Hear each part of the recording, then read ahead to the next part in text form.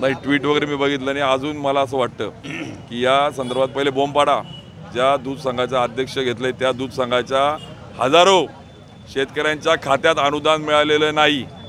मी कुठला आरोप करत नाही, मला कुठलं राजकारण करायचं नाही. आम्हाला महाविकास आघाडीला कुठलंही राजकारण करायचं नाही आहे किंवा भावनेशी खेळायचं नाही. आम्ही अत्यंत शाश्वत शेतकऱ्यांच्या हक्काच्या मुद्द्यावर, मग ते दूध असो किंवा कापूस, केळी असो किंवा ज्वारी, या मुद्द्याला, या प्रश्नाला आम्हाला उत्तर पाहिजे.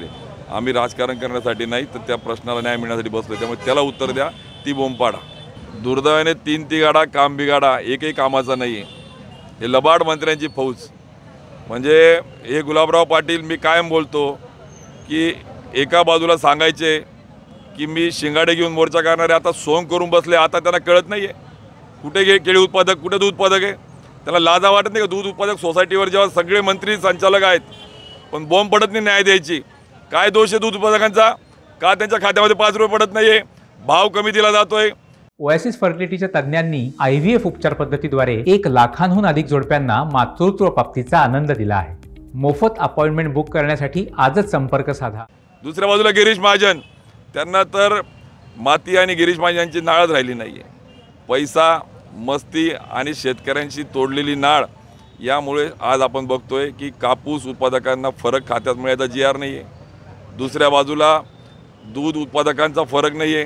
तिसऱ्या बाजूला ज्वारीच्या शेतकऱ्यांची खरेदी केंद्र सुरू नाही आहे. स्वतः गिरीश महाजनांनी पत्र दिलं. म्हणजे या राज्याचा नंबर 2चा मंत्री गिरीश महाजन जो म्हणून घेतो स्वतःला, त्यांच्या पत्राला प्रशासन दाद देत नाही आहे. खरेदी केंद्र सुरू झाली नाही आहे, नोंदणी झाली नाही आहे. आणि तिसरा मदत पुनर्वसन, त्यांची ना मदत ना पुनर्वसन, त्यांचंच पुनर्वसन करण्याची वेळ आता आलेली आहे. अशी परिस्थिती आज या जिल्ह्यामध्ये झाली आहे. 3 बिघाडा, 3 मंत्री जे आहे आणि काम बिघाडा जे म्हणतो आपण, त्या पद्धतीने आज कोणीही वाली राहिलेलं नाही आहे. आणि जर आहेत तर द्या न्याय. दूध उत्पादक, केळी, ज्वारी आणि कापूस उत्पादकांना असेल हिंमत तर द्या उत्तर. यांच्यात एकातही हिंमत नाही आहे, यांच्यात एकाचाही अभ्यास नाही आहे, यांना या प्रश्नाची जाण नाही आहे. त्यामुळे आज महाविकास आघाडी, आमचे सर्व शरदचंद्रजी पवार पक्षाचे नेते, पदाधिकारी, कार्यकर्ते, राष्ट्रीय काँग्रेसचे नेते, कार्यकर्ते, शिवसेना उद्धव बाळासाहेब ठाकरेंच्या विचाराचा पक्षाचे कार्यकर्ते, पदाधिकारी, शेतकरी संघटनेचे पदाधिकारी, कार्यकर्ते, या सगळ्यांच्या माध्यमातून या शेतकऱ्यांच्या प्रश्नाला केवळ या ठिकाणी फोटो आणि बातमीपुरता आंदोलन न करता शाश्वत प्रश्नावर आम्ही आंदोलन आज सुरू केलेलं आहे. तर मला एकच मान्य आहे की आज मराठा समाजाच्या तोंडाला पानं पुसायची, दुसऱ्या बाजूला OBCच्या मागण्या पण मान्य न करता त्यांच्या भावनेशी खेळायचं, तिसऱ्या बाजूला आदिवासी समाजाच्या याच ठिकाणी आंदोलन झालं, मी साक्षीदार आहे त्या, आमच्या कोळी भिल्ल समाजाच्या त्यांच्यामध्ये भांडणं लावायचे, चौथ्या बाजूला धनगर समाजाला सांगायचं की ST समकक्ष योजना देतो म्हणून घोषणा करायच्या, परंतु त्याची अंमलबजावणी करायची नाही. म्हणजे केवळ या ठिकाणी सामाजिक तेढ निर्माण करून आपली पोळी भासता येईल का, हा या भाजपाचा चेहरा आता उघड झालेला आहे.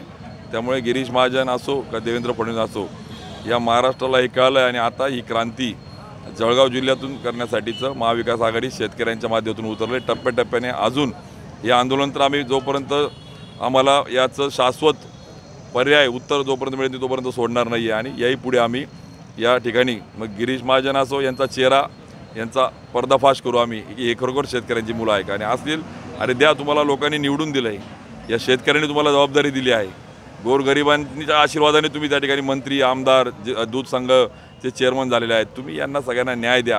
आणि जर न्याय देऊ शकत नसाल तर खुर्च्या खाली करा. अन्यथा या सगळ्या संदर्भात महाविकास आघाडी आता लोकांमध्ये पण जाईल आणि आंदोलनाचाही त्या ठिकाणी मार्ग स्वीकारेल.